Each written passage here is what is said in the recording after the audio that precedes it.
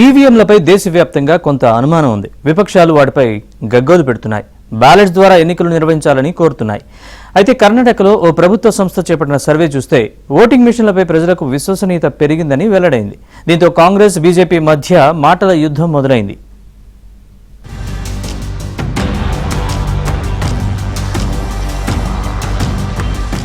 ఎన్నికల ప్రక్రియలో విశ్వసనీయత, ఈవీఎంల పనితీరుపై కాంగ్రెస్ అగ్రనేత రాహుల్ గాంధీ తరచూ అనుమానాలు వ్యక్తం చేస్తున్న వేళ కర్ణాటకలో చేపట్టిన ప్రభుత్వ సర్వే ఫలితాలు అందరినీ ఆశ్చర్యపరిచాయి.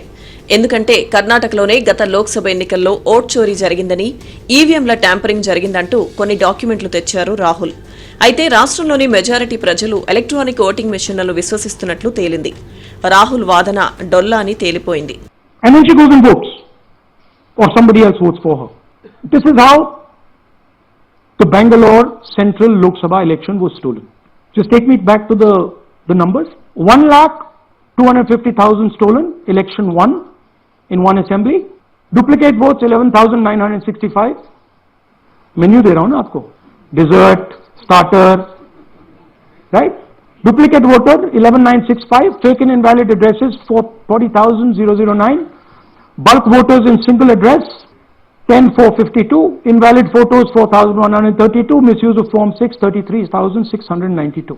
The reason the election commission does not give us data is because this is happening across the country. 1 lakh of those don't exist. 2024లో జరిగిన సార్వత్రిక ఎన్నికలపై కర్ణాటక ప్రభుత్వ agency Karnataka monitoring and evolution authority KMEA ఆగస్టులో సర్వే నిర్వహించింది. ఆ రిపోర్ట్ను తాజాగా విడుదల చేసింది.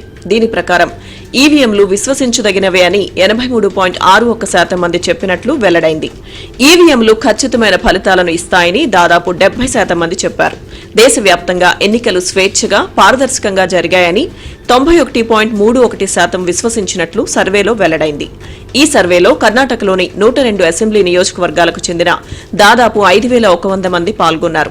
బెంగళూరు, బెళగావి, కలబుర్గి, మైసూరు డివిజన్లలోని గ్రామీణ, పట్టణ ప్రాంతాల ప్రజలను సర్వే చేసి ఈ నివేదిక రూపొందించారు. పార్లమెంట్ ఎలక్షన్స్ తర్వాత స్పష్టంగా అపోజిషన్ లీడర్ రాహుల్ గాంధీ కొంతమంది ఎవరైతే ఎలక్షన్స్ ఓడిపోయారో వాళ్ళు ఏదో ఓటే దొంగతనం అయిపోతుంది, ఎలక్షన్ అంతా ఫ్రాడ్, ఎలక్షన్ కమిషనర్స్ ఇలాంటి వాళ్ళు, జడ్జెస్ అలాంటి వాళ్ళు ఎలిగేషన్స్ అన్నీ చేశారు. అది ఉపయోగం లేదు.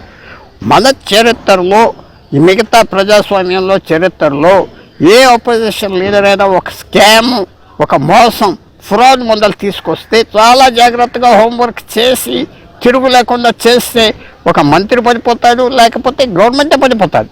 అలాంటి హోంవర్క్ చేయకుండా మీడియాలో కొన్ని రోజుల ముందర పరిగెడతాది మన బలంతో. అది కొన్ని అలిగేషన్స్ ఇస్తే ఎవరి మీద అలిగేషన్స్ చేశారో వాళ్ళు బలంగా బయటకు వస్తారు కొన్ని రోజుల తర్వాత. సో ఇక్కడ మాత్రం తప్పకుండా మన అపోజిషన్ అలిగేషన్స్ తీసుకురావాలి, కానీ దానికి పునాది ఉండాలి. పునాది లేని అలిగేషన్స్ చేస్తే ప్రజల్లో క్రెడిబిలిటీ పోతుంది. ఈ పరిణామం కాంగ్రెస్ పార్టీకి చెంపపెట్టని రాహుల్ గాంధీ తప్పుడు ప్రచారం చేశారని మండిపడింది బీజేపీ. భారత ప్రజాస్వామ్యం ప్రమాదంలో ఉందని, ఈవీఎంలు నమ్మదగినవి కావని గత కొన్నేళ్లుగా రాహుల్ గాంధీ ఆరోపిస్తున్నారు. అయితే అవన్నీ తప్పుడు ఆరోపణలని తేల్చి చెప్పారు బీజేపీ నేతలు. దేశాన్ని వెనక్కు తీసుకువెళ్లేందుకు కాంగ్రెస్ ప్రయత్నిస్తోందని మండిపడ్డారు. ఎక్కడైనా కాంగ్రెస్ గెలిస్తే సంబరాలు చేసుకుంటుందని, ఓడిపోతే మాత్రం ఈవీఎంలను ఆడిపోసుకుంటుందన్న ఆరోపణలు వెల్లువెత్తుతున్నాయి. ఏంటంటే బీహార్ ఎలక్షన్లు అన్ని చోట్ల చూసాక అసలు ఆ సబ్జెక్టుకి విలువలేదని వచ్చింది.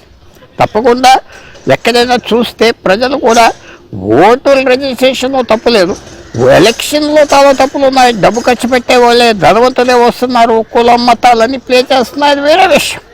అందువల్ల ఇలాంటి సబ్జెక్ట్స్ తీసుకున్నప్పుడు ఉపయోగం లేదు. ఒకనప్పుడు ఈవీఎంలు పనిచేయవు, దాంట్లో ఫ్రాడ్ ఉన్నాయి, కంప్యూటర్స్ అన్నీ చెప్పే కూడా ప్రజలు ఒప్పుకోవట్లేదు. ఎందుకంటే ప్రతి గ్రామంలో దాదాపు ఎవరు వెళ్తున్నారు ఓటేయటానికి అందరికి తెలుసు. ఈ సిస్టమే మొత్తం మోసం అని చెప్తే భారతదేశంలోనూ బయట అసలు భారతదేశానికి మిగిలింది ఏంటి? అందువల్ల ప్రజలు ఒప్పుకోవట్లేదు. కాబట్టి ఈ సబ్జెక్ట్ ఇంకా ముందరికి వెళ్తాదంటే వెళ్ళే పని లేదు. దాంట్లో అపోజిషన్ లీడర్లు కూడా చాలామంది బయటకు వచ్చేసారు. ఒమర్ అబ్దుల్లా, సుప్రియా సూలే, మహారాష్ట్ర నుంచి అందరూ ఈ విషయానికి మాకు ఏం సంబంధం లేదు అని స్పష్టంగా చెప్పటంలో ఇప్పుడు ఆ విషయానికి ఇంకా ట్రాక్షన్, ఇంకా బలమే లేదని మాత్రం మనం భావించవచ్చు. ఈవీఎంల పనితీరుపై కర్ణాటకలో జరిగిన సర్వేను ఆ రాష్ట్ర మంత్రి ప్రియాంక్ ఖర్గే తోసిపుచ్చారు. తమ ప్రభుత్వ అనుమతితో ఆ సర్వే జరగలేదన్నారు. ప్లానింగ్ అండ్ స్టాటిస్టిక్స్ శాఖ నిర్వహించిన సర్వేతో తమకు సంబంధం లేదని కర్ణాటక ప్రభుత్వం తేల్చేసింది.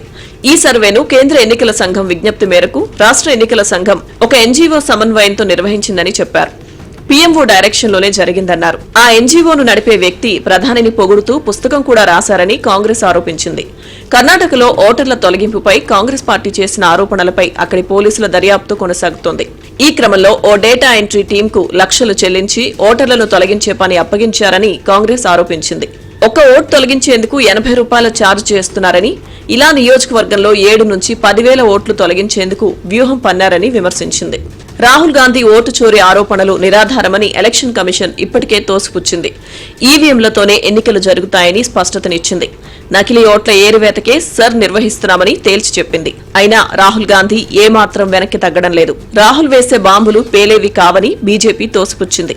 రాహుల్ కు అసలు రాజ్యాంగం అర్థమవుతుందా అంటూ ప్రశ్నించింది. దేశంలో ప్రతిపక్ష నేతకు సైతం కొన్ని విలువలుండాలని సూచించింది.